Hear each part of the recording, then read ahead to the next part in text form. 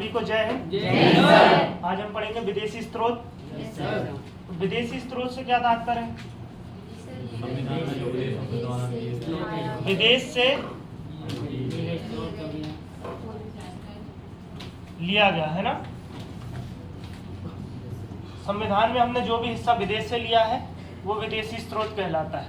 तो कुछ प्रमुख देश हैं जिनसे हमने संविधान में बहुत सारी चीज़ों को लिया है। जैसे सबसे पहला है यूएसए। यूएसए में चुनाव हुए थे, है ना। फिर डोनाल्ड ट्रंप सरकार। हाँ, चलिए यूएसए से हमने क्या क्या लिया है। सबसे पहले तो प्रस्तावना ली।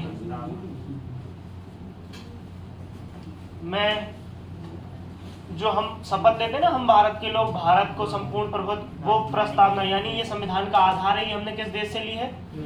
याद रखना, प्रस्तावना की भाषा अलग है और प्रस्तावना अलग है। जब हम ऑस्ट्रेलिया को पढ़ेंगे तब हम पढ़ेंगे। तो प्रस्तावना किस देश से ली गई है? उपराष्ट्रपति का पद किस आर्टिकल में है? उपराष्ट्रपति का पद 63। एक शब्द है न्यायिक पुनरावलोकन।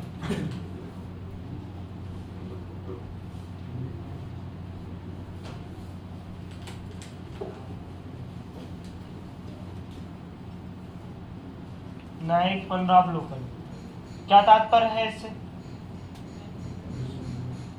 मतलब हाँ, न्यायिक पुनरावलोकन से तात्पर्य यह है कि देश की कोई भी न्याय से जुड़ी शाखा, जैसे high court, district court, supreme court, है ना, या फिर उससे संबंधित व्यक्ति। कैसे कोई व्यक्ति? जैसे हमने पढ़ा है AG, attorney general of India, advocate general of India, है ना। ये लोग या तो जैसे सुप्रीम कोर्ट और हाई कोर्ट, इनकी तो कोई भी बात, स्टेटमेंट है, वो कानून बन जाती है। लेकिन अगर कोई न्याय से जुड़ा व्यक्ति हो, उसकी बात भी कानून के बराबर होती है। उसने कोई अगर बात कही है तो उसको कानून के तुल्य मानेंगे। समझ में आ रहा है? नहीं आ रहा है? चलिए और देख, न्यायिक पुनरावलोकन मतलब न्याय मतलब कानून, पुनरावलोकन मतलब किसी चीज को दोबारा अवलोकन करना, है ना, पुनः अवलोकन करना। जैसे दो चीज हैं यहाँ पर, कार्यपालिका और न्यायपालिका। कार्यपालिका और न्यायपालिका ये हमने पढ़ा है।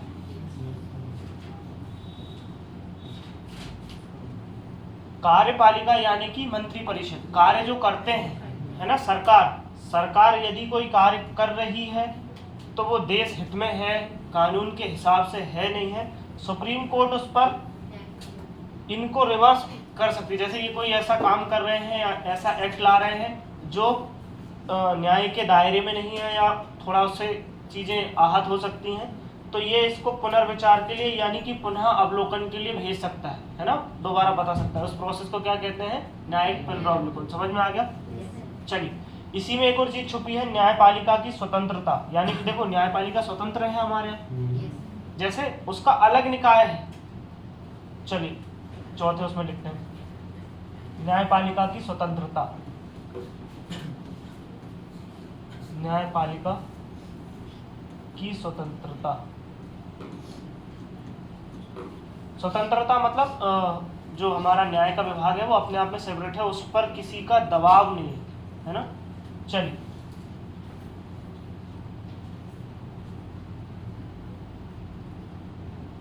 सेना का सर्वोच्च सभा अधिकारी, है ना।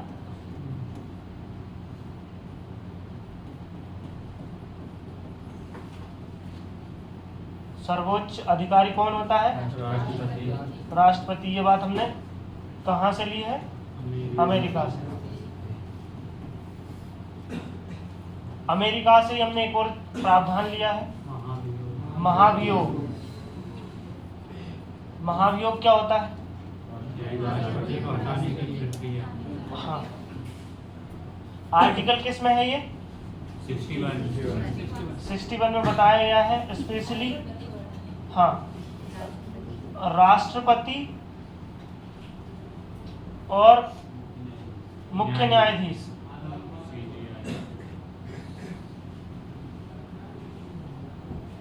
चीफ जस्टिस ऑफ इंडिया, इनके मुख्य न्यायाधीश होते हैं, उन पर ये लगाया जाता है। मतलब अगर 2-3 प्रमुख केस होते हैं, जैसे देश विरोधी गतिविधि या फिर अयोग्य व्यक्ति का चुन लिया जाना, अगर इन दोनों में से कोई केस होता है तो महाभियोग लगता है। हालांकि अभी तक कोई भी राष्ट्रपति या मुख्य न्यायाधीश इससे नहीं हटे, है ना। चलिए इनको लिख लीजिए।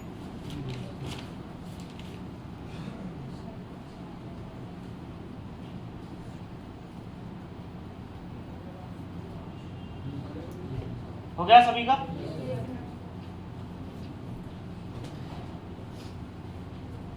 इसके बाद दूसरा जो बड़ा देश है वो है यूके,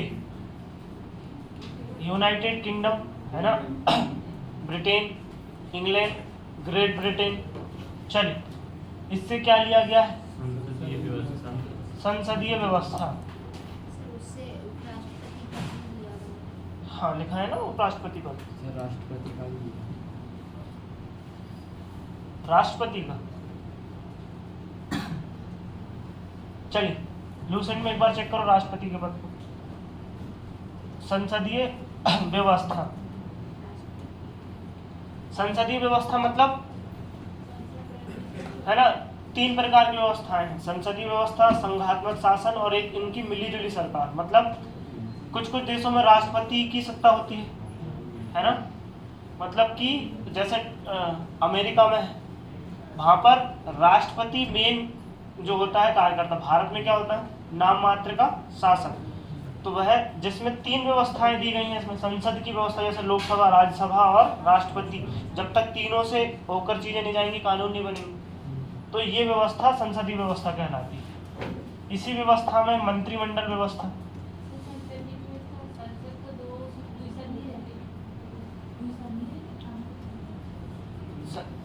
संसद यानी कि पार्लियामेंट, उसके 3 अंग हैं, है ना। 2 सदन तो हैं, जरूरी नहीं 2 सदन हो, कहीं कहीं एक भी हो सकता है। तो हमारे यहाँ जो व्यवस्था है वो 2 उसमें उसके भाग हैं जो बनाते हैं, और राष्ट्रपति उनके तीसरे भाग कहलाते हैं, जैसे लोकसभा, राज्यसभा और। लेकिन ये सभी देशों में नहीं होता। जहाँ जैसे राजा का शासन होता है, कई कई देशों में आपने सुना होगा, पुतिन को आप राष्ट्रपति हमेशा से ही सुनते आ रहे होंगे, है ना। शी जिनपिंग उधर है, वही चलते हैं। हमारे पड़ोसी देश भूटान, नेपाल में राष्ट्रपति नहीं सुने होंगे आपने, है ना। ऐसे बहुत सारे चीजें चलती हैं, प्रावधान। हमारे यहाँ है कि सबको चेंज किया जाता है और संसद के हिसाब से चीजें चलती है। मंत्रिमंडल व्यवस्था, सरकार में मंत्रिमंडल होगा, है ना। इसमें रिटें जारी होती हैं। कितनी रिटें हैं? 5, है ना। वही जो अभी हम मौलिक अधिकार में बात कर रहे थे, 5 रिटें जारी होती हैं आर्टिकल 32 के तहत, है ना। ये अलग अलग आर्टिकल 32 के तहत करेगा सुप्रीम कोर्ट, और आर्टिकल 226 हाई कोर्ट, है ना। जब भी किसी मौलिक अधिकार का हनन होता है, बंदी, प्रत्यक्षीकरण, उत्प्रेक्षण, है ना, परमादेश, प्रतिषेध, हाँ, अधिकार परीक्षा, लेखा, ये करके होते हैं रिट। एक होता है एकल नागरिकता, सिंगल सिटीजनशिप। एकल नागरिकता का आर्टिकल क्या है? 8 है ना। एकल नागरिकता, नागरिकता को हम देखेंगे। नागरिकता का भाग कौन सा है? कहाँ से कहाँ तक है? 5 से 11। तो हमने पढ़ा था 5 में तो उसकी डेफिनेशन थी, 6 में पाकिस्तान से आने वाले, 7 में पाकिस्तान जाने वाले, 8 में कहीं विदेश में जाने वाले, और 9 में एकल नागरिकता। एकल नागरिकता का मतलब क्या होता है? सिंगल सिटीजनशिप, है ना। यानी भारत एक ही नागरिकता को एक्सेप्ट करता है। अगर आपके पास विदेशी नागरिकता है तो आप भारत की नागरिकता के नहीं ले सकते। समझ में आया? चलिए, ये कुछ प्रमुख यहाँ से थे।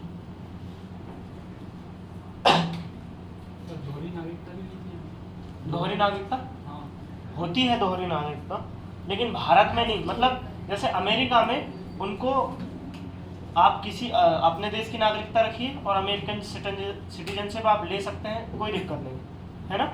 लेकिन भारत में नहीं होगा ऐसा, और ऐसा तब भी नहीं होगा जब आप अमेरिका में जाएंगे और वहाँ की नागरिकता ले लेंगे और भारत की भी बची रहेगी। वो उस देश के हिसाब से ठीक है, लेकिन हमारे हिसाब से तो हम एक ही देश, मतलब ब्रिटेन में है सर, ब्रिटेन में है दोहरी नहीं, अमेरिका में, ब्रिटेन में तो एकल नागरिकता है, वहीं से तो हमने प्रावधान लिया है ना। मतलब कि जिस देश में आप रह रहे हैं, रहना एक अलग कॉन्सेप्ट है। जैसे अक्षय कुमार हमारे यहाँ रहते हैं पर नागरिकता नहीं है, वो एक अलग वो है। हाँ, तो भारत केवल एक ही नागरिकता को फॉलो करता है। चलिए, इसके बाद हम आयरलैंड,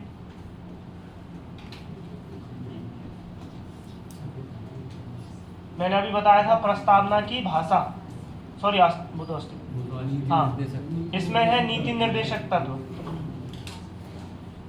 नीति निर्देशक तत्व क्या होते हैं भैया?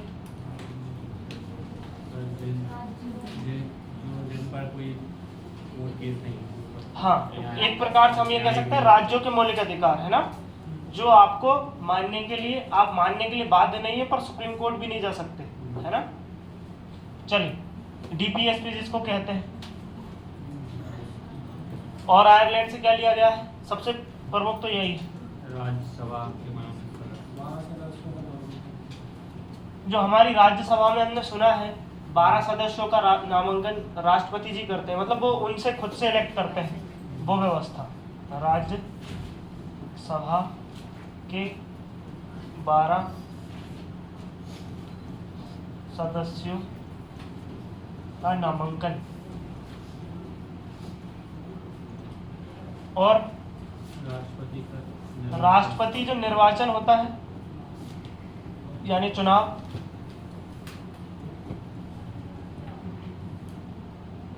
राष्ट्रपति निर्वाचन मंडल जो कराता है। हालांकि राष्ट्रपति से और उपराष्ट्रपति के चुनाव के जो भी मुद्दे हैं वो सुप्रीम कोर्ट जाते हैं, है ना। समझ में आया?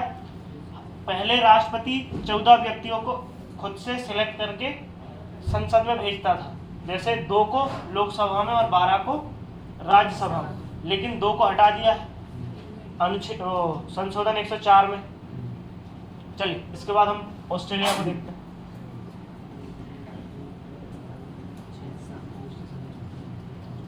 ऑस्ट्रेलिया, इससे प्रस्तावना की भाषा,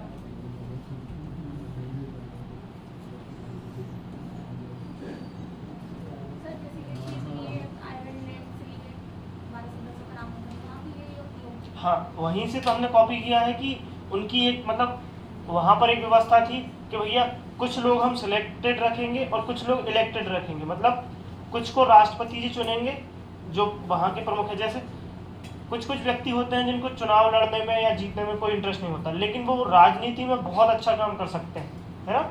जैसे, या फिर जनता प्रत्यक्ष तौर पर, जैसे कैलाश सत्यार्थी जी एक फॉर एग्जाम्पल, तो पूरा देश में वो उनका परिचय है, लेकिन जो जन साधारण है वो उनको नहीं जानते।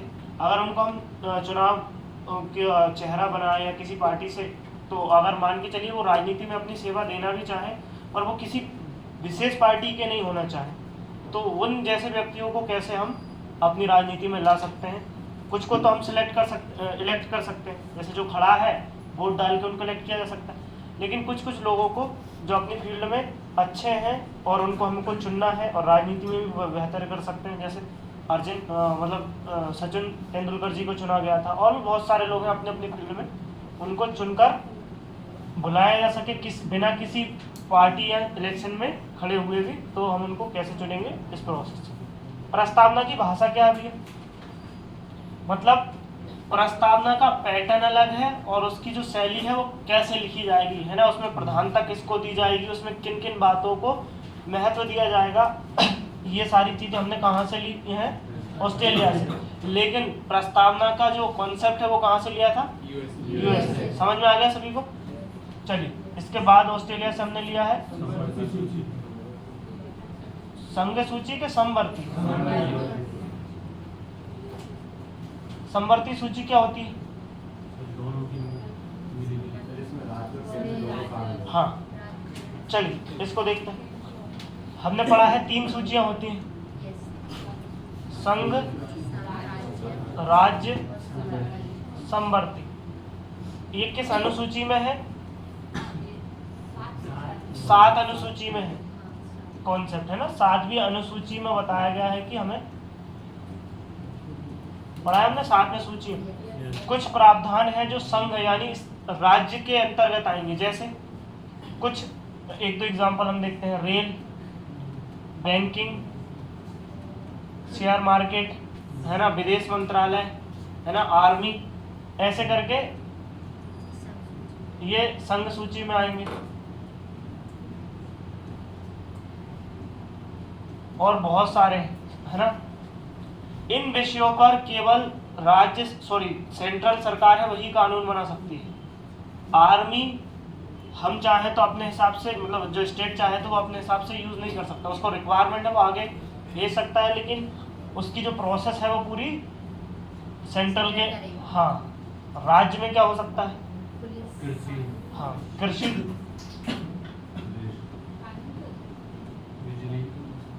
पुलिस, बिजली विभाग और बहुत सारे होते हैं। जैसे राज्य की पुलिस राज्य के ही कंट्रोल में रहेगी, है ना। और कृषि, अब अलग अलग जगह अलग अलग भूमि और अलग अलग योजनाएं होती हैं तो वो राज्य अपने हिसाब से बनाएगा। समवर्ती सूची क्या होती है? समवर्ती मतलब इन दोनों का मिला जुला, हाँ, रूप। जब ये दोनों मिल जाते हैं, मतलब किसी एक मुद्दे पर दोनों कानून बनाए। जैसे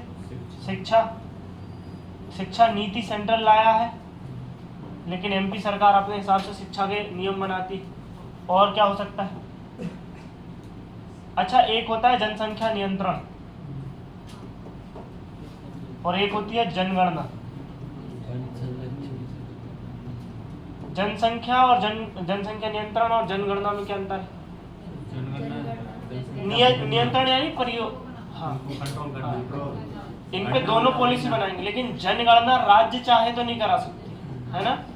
तो जनगणना सेंट्रल का पार्ट हो जाएगा, हाँ, है ना। इन कुछ विभागों पर, जैसे वन आप बता रहे थे,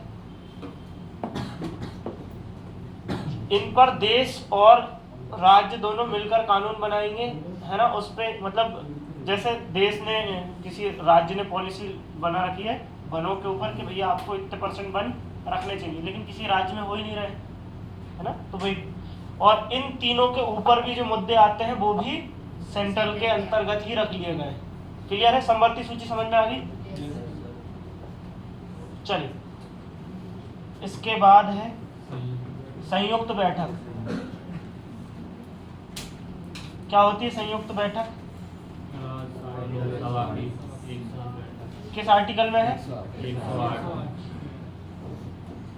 मरीज हो या स्वस्थ व्यक्ति हो, दोनों 108 में बैठते हैं, है ना। इमरजेंसी रहती है, हाँ, इमरजेंसी के केस में। ये हमारी संसद, पार्लियामेंट है, ये लोकसभा हाउस है, ये राज्यसभा है, और बीच में जो रहता है वो संयुक्त सदन रहता है ना।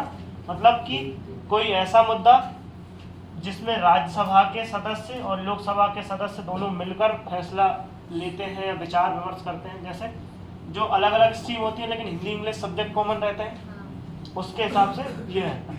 तो ये संयुक्त बैठक की व्यवस्था हमने कहाँ से ली है? ऑस्ट्रेलिया से। यहाँ तक क्लियर हो गया? चलिए, इसके बाद हम आगे चलते हैं। कनाडा। कनाडा से अभी हमारे रिश्ते ठीक नहीं चल रहे जी। नहीं, ऐसा कोई उसका फिक्स नहीं होता कि कितनी बार, जब आवश्यकता पड़ती है तब होती है। जैसे कोई वो आया, विशेष प्रावधान लाना है हमें जिसमें राज्यसभा और लोकसभा के दोनों सदस्यों की सहमति चाहिए। अब अलग अलग पेश करेंगे तो समय लग सकता है, दोनों को साथ बिठाकर उसको कर सकते हैं, है ना। और इसी सदन में जो विदेशी मेहमान आते हैं उनको बिठाया जाता है, उनकी जो होती है खातिरदारी वो इसी सदन में होती है। चलिए, कनाडा। राज्यपाल, है ना, और संघीय व्यवस्था। अच्छा, संघीय व्यवस्था क्या है? राज्यपाल का उल्लेख किस में है?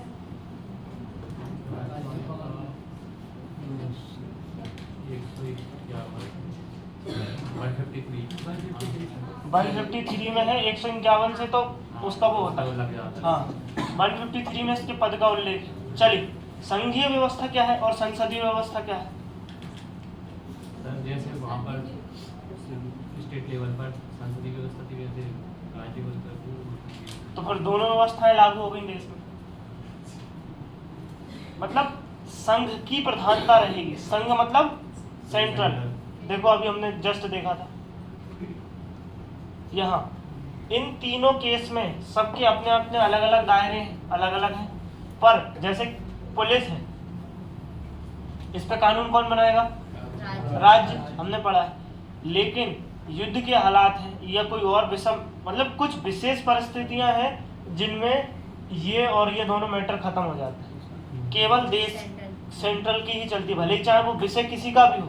ये नॉर्मल केसेस में ठीक है, मतलब जब तक चीजें इन हैंड है, हाथ कंट्रोल में है, तब तक ठीक है। लेकिन जब कोई चीज हो जाए ऐसी जिसमें देश खतरे में आ जाए या विषम परिस्थितियों में चला जाए, उस केस में सेंट्रल को पावर मिल जाती है। इसको हम संघीय व्यवस्था कहते हैं। क्लियर है?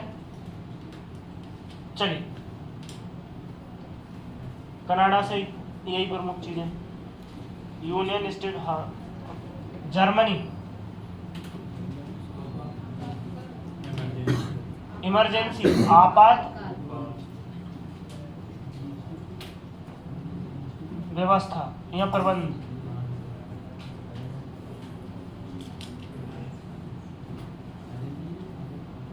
आपात प्रबंधन यानी इमरजेंसी जो हमने पढ़ी है, 3 प्रकार की इमरजेंसी पढ़ी थी हमने। कौन कौन सी? आर्टिकल 352, 356 और 360। जर्मनी का जो संविधान है उसको बाइमर कहते हैं। संविधान का जो नाम है वो बाइमर संविधान है ना। ये क्वेश्चन बन जाता है। उससे हमने आपात के प्रावधान लिए हैं। क्लियर है ये?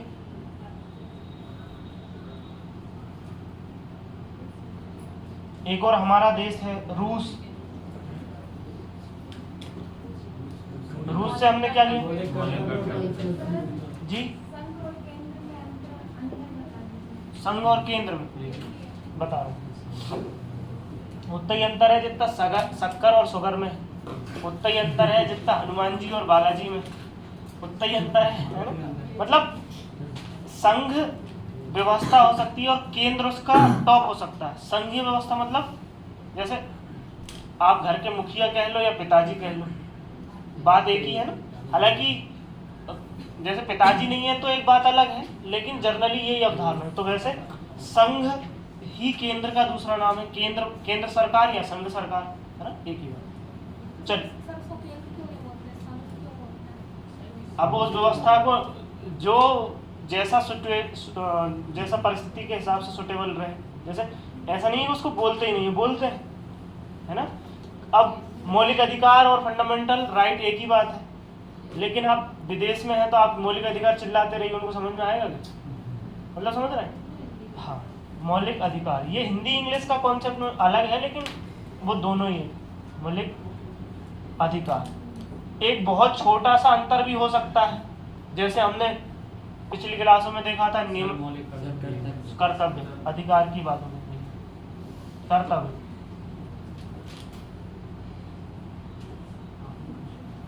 मौलिक कर्तव्य कितने हैं? 11। मूल संविधान में 0 थे और अभी, है ना, मूल संविधान में और वर्तमान में।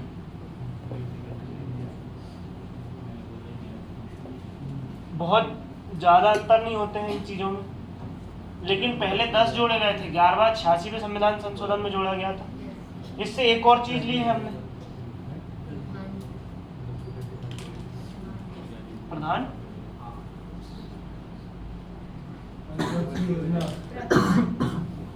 5-year कमिश्नर प्लान जो हम पढ़ते आ रहे हैं, पंचवर्षीय योजना। योजना क्या होता है ये? पंचवर्षीय योजना क्या होती है?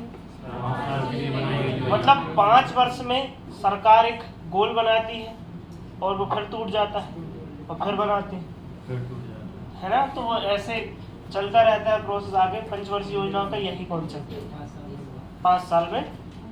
अभी अच्छा, पहले कौन बनाता था ये? योजना आयोग। अभी उसी का नाम चेंज करके नीति आयोग। यहाँ हम देख सकते हैं जो अंतर योजना और नीति में है वही संघ और केंद्र में है ना। चलिए, ये दो प्रमुख चीजें थी जो रूस से ली गई। रूस हमारा बहुत अच्छा मित्र है। 2017 से एक जो विजन था ना 2020 तक का, उसके बाद से अब धीरे धीरे चीजें होंगी, है ना। यहाँ से बहुत सारी चीजें चेंज हुई। 2021 में जनगणना होनी थी, नहीं हुई, लेकिन अब 2025 में होने के आसार है ना। 2025 में हो सकती है। चलिए, कोविड ने सारी सिचुएशन को इधर से उधर किया है। बहुत सारी चीजें इससे प्रभावित हुई हैं। जो आज तक नहीं हुआ वो कोविड में हुआ। इसके बाद है दक्षिण अफ्रीका।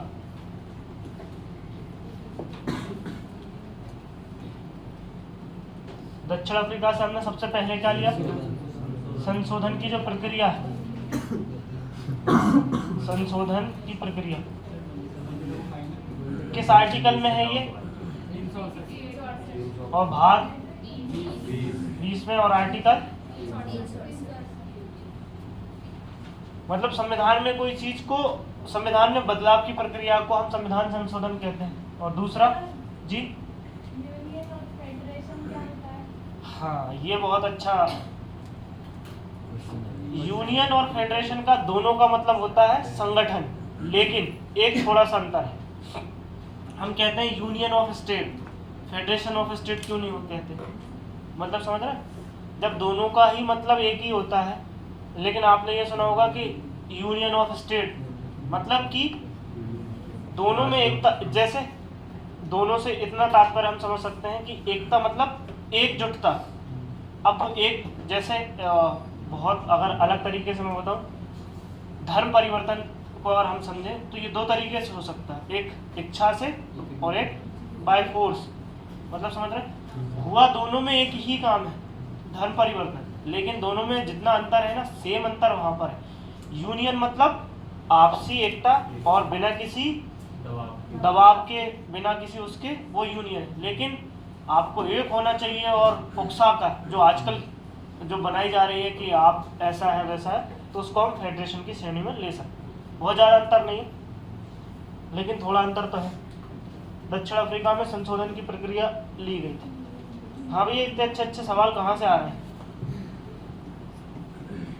राज्य शब्दों का चयन बहुत अच्छे से होना चाहिए। औरत और महिला दोनों शब्दों में बहुत जमीन आसमान का अंतर है। हालांकि हम सिनोनिम्स मानते हैं उसको, है ना। अंतर बहुत ज्यादा अंतर है। औरत अरबी भाषा का शब्द है, अगर आप देखेंगे उसको, है ना, तो ऐसा। लेकिन चलिए अभी हम उसकी गहराई पर नहीं जाते।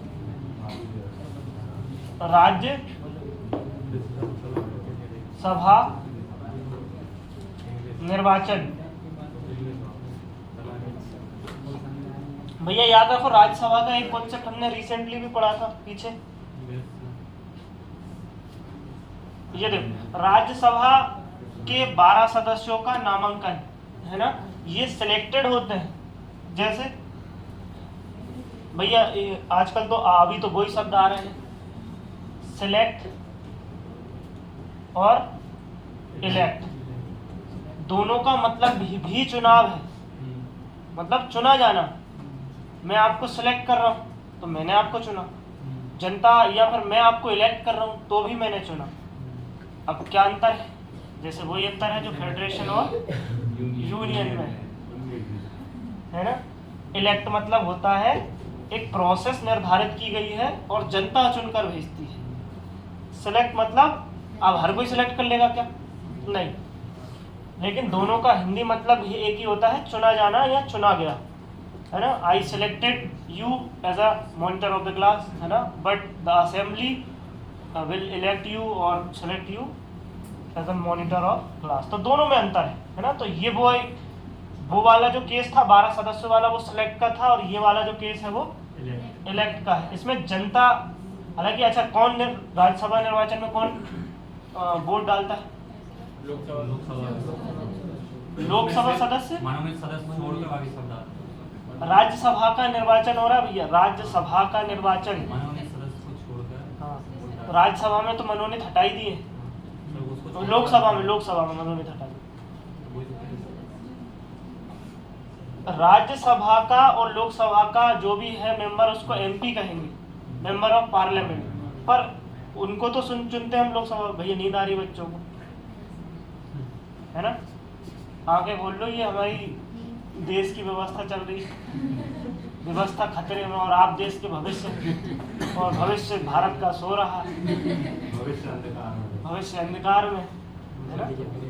चलिए भैया, इनको राज्य मतलब इनको हम डायरेक्टली नहीं चुनते हैं, हमारे द्वारा जो चुने गए विधायक होते हैं, हम जो विधायकों को चुनते हैं, राज्यसभा, राज्यों की सभा, राज्यों की विधानसभा के सदस्य इसमें करते हैं। ये हम पढ़ चुके हैं राज्यसभा जी। राज्यसभा सदस्यों को कौन चुनता है, ये सवाल है। विधानसभा, हाँ, सभी राज्यों की विधानसभा के सदस्य। चलिए जापान, ये समझ में आ गया ना भैया? हाँ, आप तो बोल ही देते हैं यस जी। फ्रांस, हाँ उनको फ्रांस पर भी आएंगे भैया, अभी जापान घूम लेते हैं। जापान से लिया गया है विधि द्वारा स्थापित प्रक्रिया, विधि द्वारा स्थापित प्रक्रिया।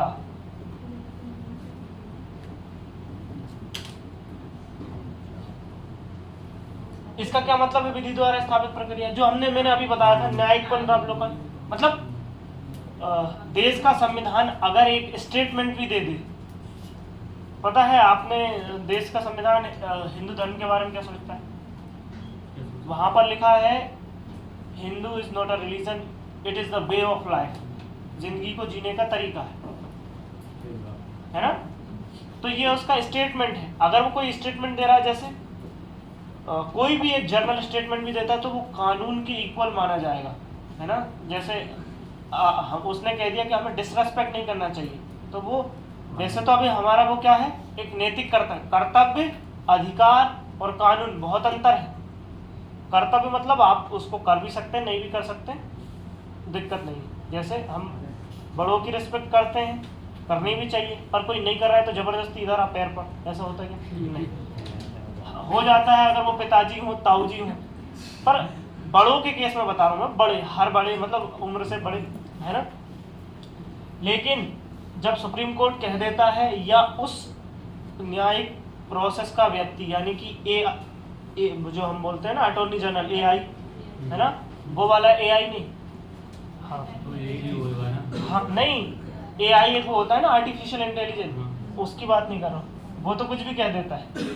चलिए, तो विधि द्वारा स्थापित, अगर उन्होंने कोई बात कही है तो वो भी स्टेटमेंट के तौर पर ली जा सकती है, रेफरेंस के तौर पर। जैसे आजकल एक मुद्दा बहुत चलता है कि कोई भी चीज़ बोलो, कहाँ लिखा है, कहाँ लिखा है, लिखा सबसे पहले मांगते हो, पढ़ा किसी ने नहीं होता। आप किसी के खिलाफ कोई बात बोलो, कहाँ लिखा है, तो उसको लिखा दिखाने के लिए आपने एक बुक दी। अब रिसर्च होगी कि वो बुक लिखने वाला भी उस लायक है कि नहीं है। बुक तो कोई भी लिख देता है, मतलब उस बुक को लिखने वाला भी उसके समकालीन है कि नहीं है, या फिर उसने उस पर शोध किया है कि नहीं। जैसे अकबर के संदर्भ में अगर कोई बात लिखी होगी तो उसके एविडेंस कहाँ से ढूंढे जाएंगे, उसके समकालीन जो लेखक होंगे। जैसे उसका दरबारी कवि कौन था, कौन था? हाँ, अकबरनामा पुस्तक में अगर कोई जानकारी मिल रही तो उसको हम सबूत मान सकते हैं। या वह है जिसने इतिहास में पीएचडी और सारी चीज़ों, गोल्ड मेडलिस्ट रहा हो उसने, तो वो लिख रहा है तो भी हम उसको प्रमाण मान सकते हैं। तो ये वही बात है। चलिए, इसके बाद हम फ्रांस को ले लेते हैं। इसमें एक ही, हाँ, प्रमुख चीज़ें हैं, गणतंत्रात्मक ढांचा,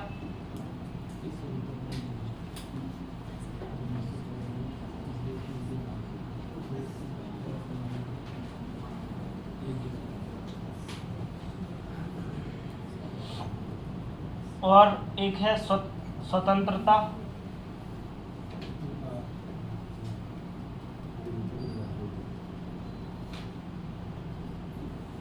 समता,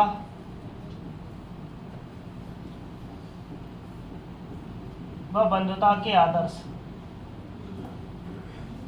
बंधुता के आदर्श। चलिए, ये कुछ प्रमुख विदेशी स्रोत थे जो हमने वहां से लिए थे। जब संविधान नहीं बना था तो संविधान किस चीज से रन होता था? 1935 अधिनियम से। इससे भी हमने एक चीज ली है, हालांकि ये विदेशी स्रोत नहीं है, ये देश के स्रोत है। इससे हमने क्या लिए हैं? सूचियां, समवर्ती सूची को छोड़कर, है ना। यहां तक किसी को कोई समस्या? एक बार जल्दी से हम इसका रिवीजन कर लेते हैं। चलिए, अमेरिका से क्या क्या लिया गया है? प्रस्तावना, उपराष्ट्रपति पद, न्यायिक पुनरावलोकन, यानी कि कार्यपालिका कोई काम करती है तो उसको न्यायपालिका पुनर्विचार करने के लिए कह सकते हैं। न्यायपालिका की स्वतंत्रता, न्यायपालिका अपने आप में एक अलग स्वतंत्र है। तीनों सेनाओं का सर्वोच्च अधिकारी होता है राष्ट्रपति। महाभियोग, है ना, आर्टिकल 61 में राष्ट्रपति और सीजीआई को लगता है। यूके से क्या क्या लिया गया? संसदीय व्यवस्था, है ना, यानी कि हमारे देश में संसदीय ढांचा होगा, पार्लियामेंट होगी, मंत्रिमंडल व्यवस्था, रिटे जारी और एकल नागरिकता का प्रावधान। आयरलैंड से नीति निर्देशकता, मतलब राज्यों के मौलिक अधिकार हम कह सकते हैं। 12 सदस्यों का नामांकन, याद रखना, राज्यसभा का निर्वाचन और राज्यसभा के 12 सदस्यों का नामांकन, दोनों क्वेश्चन में अंतर है, तो वो अंतर करना है। और राष्ट्रपति का निर्वाचन मंडल, ये आयरलैंड से लिया गया। प्रस्तावना और प्रस्तावना की भाषा में अंतर है ना। तो प्रस्तावना की भाषा कहाँ से ली गई है? समवर्ती सूची, यानी जिसमें केंद्र और राज्य मिलकर कानून बना सकते हैं। संयुक्त बैठक 108 में। राज्यपाल का पद और संघीय व्यवस्था, यानी कि संघ को एक विशेष वो दिया गया है। जर्मनी का संविधान वाइमर संविधान है, इससे क्या लिया गया है? इमरजेंसी, है ना, आपात। हाँ जी, हाँ आ रहे हैं उस पर। संविधान के जो जर्मनी का संविधान है उसका नाम ये है वाइमर, है ना, वाइमर संविधान। जर्मनी के संविधान को हम वाइमर संविधान कहते हैं। रूस से जो दो चीज ली गई है, मौलिक कर्तव्य और पंचवर्षीय योजना, 5 ईयर प्लान, है ना। दक्षिण अफ्रीका से संशोधन जो कि आर्टिकल 368 में है, और राज्यसभा का निर्वाचन। राज्यसभा के 12 सदस्य कहाँ से? आयरलैंड से। और राज्यसभा के सदस्यों का निर्वाचन दक्षिण अफ्रीका से। विधि द्वारा स्थापित प्रक्रिया, यानी सुप्रीम कोर्ट या हाई कोर्ट या न्यायिक व्यवस्था से जुड़ा हुआ कोई व्यक्ति का स्टेटमेंट भी कानून के तौर पर हम ले सकते हैं, है ना। कोई बोले कहाँ लिखा है? लिखा नहीं गया है, लेकिन मुख्य न्यायाधीश द्वारा कहा गया है, तो उसको हम उसमें यूज कर सकते हैं। फ्रांस, गणतंत्रात्मक ढांचा, जैसे हम गणतंत्र भी बनाते हैं ना। 3 प्रकार के तंत्र होते हैं, लोकतंत्र, राजतंत्र और गणतंत्र। पढ़ा है? हाँ। स्वतंत्रतात्मक और समानता यानी समता और बंधुता के आदर्श क्या क्या हो सकते हैं ये। और एक चीज जो हमने हमारे ही देश के पुराने जो अधिवेशन है उनसे ली है, सूचियां। 1935 अधिनियम से, मतलब जब देश में संविधान नहीं बना था तो कैसे रन होता था? 1935 से। तो वहां से हमने जो एक विशेष चीज ली है वो है सूचियां। चलिए, हाँ क्या सवाल था आपका? नहीं, इनके आदर्श क्या हो सकते हैं, मतलब इनके मूल्य क्या हो सकते हैं वो। इनमें स्वतंत्रतात्मक और समता और बंधुता के, ये तो प्रस्तावना में भी मिल जाएंगे ये सब, लेकिन इनके आदर्श, जैसे आदर्श का मतलब ये होता है, एक तो आदर्श वो होता है आइडल, हमारे आइडल। एक आदर्श कर्तव्य जैसे होते, क्या आपके कर्तव्य हो सकते हैं इनके प्रति, है ना। जी आपका क्या सवाल था? हाँ, बस अधिवेशन का पार्ट बैठक होती है, बैठक का पार्ट अधिवेशन नहीं हो सकता। जैसे वही रीजनिंग वाला है, पिता पुरुष हो सकता है पर पुरुष पिता हो ऐसा जरूरी नहीं है ना, तो वह वैसे ही वाला। चलिए, यहाँ तक हो गया सभी का।